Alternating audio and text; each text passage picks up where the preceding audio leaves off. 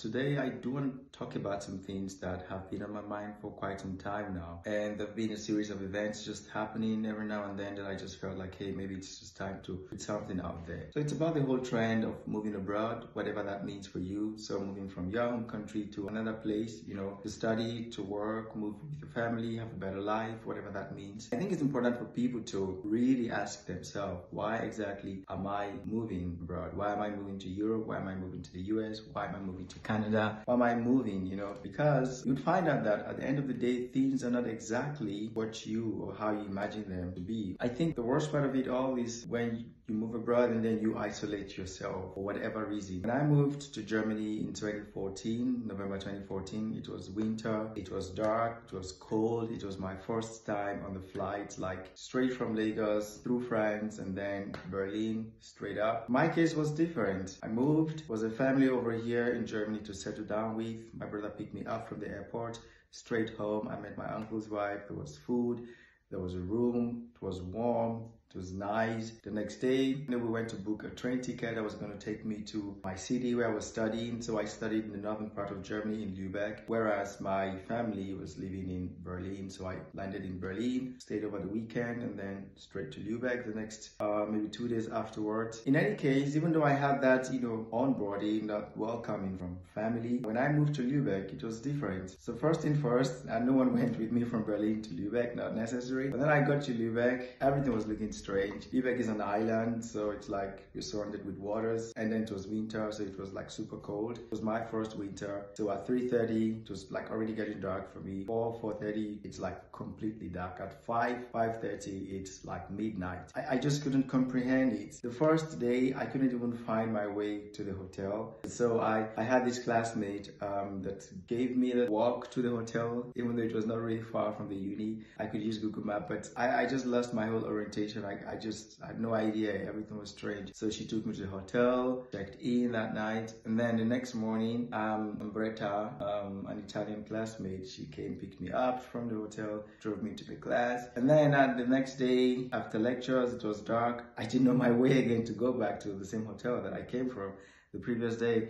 And I had to ask around. I think I asked Umbretta again, and she gave me a ride. Then the next morning again, and then she was like, "Yo, Mike, you have to find your way around. It's straight. This is the hotel. You go straight like this to the uni." But I mean, everything was looking completely strange. It was winter. It was cold. It was rainy. There was snow, and I was also thinking about accommodation, a whole lot of stuff happening there. But to tell you the truth, I had many friends there and they were very supportive. I think 2 days afterwards, someone from my class offered that I stay in their place because they had like an empty room, that I can stay there until I get a place. And luckily, I think within 2 weeks from then, I got my first, apartment. So living with this lady, she had a big house and then there were like 2 rooms upstairs. So while I was negotiating that with the lady, then there was also another classmate joining from Cameroon. His name is Pierre. So Pierre connected with me, on Facebook. We talked, and then I told the lady, oh, there are actually 2 of us looking for the place. Before you knew it, we got that place and settled in, stayed there for like 3 months, and then moved into a much bigger place. I think I had a smooth ride, but the thing is, even with all these things, once in a while, I always felt a bit down, a lot of things just changing. You have like a really structured system, and I can imagine what it feels like, for people that tend to isolate themselves. If there's one thing I would tell you, one key tip I would tell you when you're moving abroad is never isolate yourself, because that's really when everything just starts going down for you. You isolate yourself. What that simply means, first and foremost, it's a new country, things are strange already. You need people to show you around. You isolate yourself if you're not speaking out. What that implies is you won't get any help, like almost zero help. I recall back then, I think the first Christmas, I moved from Lübeck to Berlin, and the way Christmas is celebrated here is completely different from how it's celebrated back home, at least for me, Nigeria. Back home, it's a lot of celebrations, people moving around, friends, families gather together, and also there's a lot of movement, going out and coming in. But in Germany, it's kind of like the opposite. It's so quiet, like a couple of weeks before Christmas, that's actually the whole celebration point for them. And then on those 2 days, the 24th and the 25th, it's like family day. All the families just come together and then do their stuff internally. You can be sure that your friends, if they are Germans or people living in Europe for a long time, you will hear from them. And then in the African community, we don't really have that vibe. So sometimes people even go to work and stuff, I think my uncle and brother, they went to work that day. It was just, me and my younger ones at home. And I kind of felt like super, super lonely. And even though there were people around, but it was very strange. And then I was telling a classmate, a German classmate, I was just trying to I don't know, complain. And then she was like, Mike, do not condescend to self-pity, something along this line. But if you need something, you have to go out for it. You have to ask for it. In other words, if I wanted to meet up with friends, if I wanted to do something differently that day, I should have said it up front, tell people, organize something. I feel like one major mistake that people do when they move abroad, when they move to a new country, is isolating themselves. A lot of things are going to change. In most cases, the language may change. If the language is different, you can be sure that the culture is very different. And if the culture is different, you can also be sure that the way the people think and do stuff, the system is most likely going to be different. So isolating yourself is just not the best way to go. This further leads to depression, which I'm sure you've heard many cases of people not being able to hold it anymore, and then they just came out like that.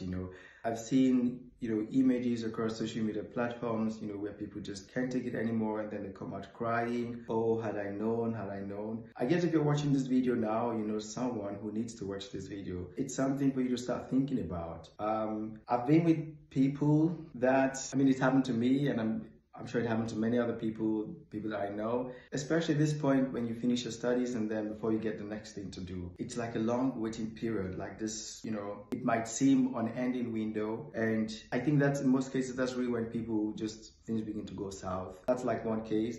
But then also another common case is when you're studying something that you're not genuinely interested in. It's difficult. You can't meet the grades and all that. And then there's the whole other things happening around you. You need to get a job, pay your rent, health insurance, money for food. Not to forget family back home who think that when you go out on the streets, there's money falling everywhere and you're just walking on top of money, putting all your pressures. And I think it's very typical for families back home to expect that, hey, things are going well with you and you have everything, and they can just ask every now and then. Whereas you're also dealing with a lot of stuff here, and most times you're like, who do I turn to? Who can I speak with?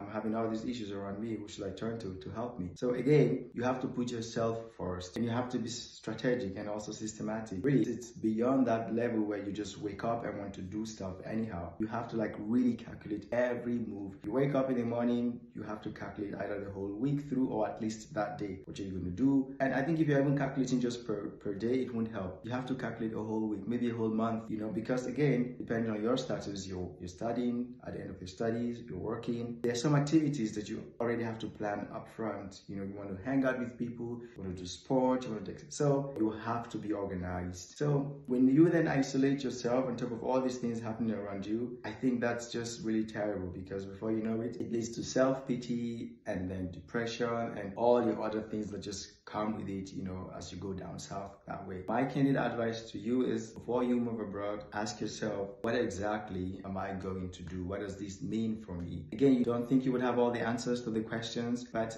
at least you're going to be prepared. And if you've seen all these videos about flying around, depression, people busting out, breaking down, whatever. Some cases, people even just went back home. It should not stress you out, It's something to think about. It happens to people, they break down. But then it just calls to mind that you should be really prepared. And also for those that have lived abroad and are relatively settled, I think you also have, I wouldn't call it a responsibility, but there's also some nice contributions that you can make as well. You won't imagine how much impact a small contribution to someone else's life would do. Something as small as inviting them over to your place for dinner, inviting them over for a summer grill, or just checking up on them. Hey, how are things going? Hanging out for a beer or something. These are tiny stuff which at least you see from your side, but they have really great impact on people. And you'll be surprised when they're said to you, they'll come to you and say, hey, really, I thank you so much for this thing you've done. I've had cases like that, whereas I had no idea what I was actually doing for the fellow. I was just chilling, just socializing, and then genuinely listening to the people, and then also genuinely giving real advice, hey, things are going to be fine, don't worry. We all went through this stage. People people need to understand that what they're experiencing is not out of the ordinary. They have to understand that there were people that, had this experience before, and it's okay, it's just a phase. Even when you think you're like fully settled, it's never over. And regardless of where you are, home or abroad, you still have to be strategic. You still have to be systematic. At least if there's a goal for you, if there's something you want to achieve. So let me wrap it up. It's not easy moving abroad.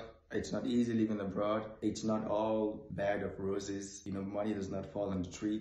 If you sleep on your bed every day on your couch, nothing will happen. Literally, nothing will happen. You have a better chance sleeping on your couch back home than abroad. Why? Because you probably are not paying rent there. But here, there's a high chance you have to pay your rent. You're not paying your rent, you're living with someone, they will ask you for the rent at some point. Do not isolate yourself. Go out, meet people, talk, have fun, And when you need something, ask. Always ask. Networking, ask. And then finally, for those living abroad, relatively settled, I think you have, some ethical responsibility to help others, invite them, speak with them, share your experience, and let them know that, hey, everything is going to be okay. And that's what I'm telling you right now. Everything is going to be okay. I'll see you around, guys.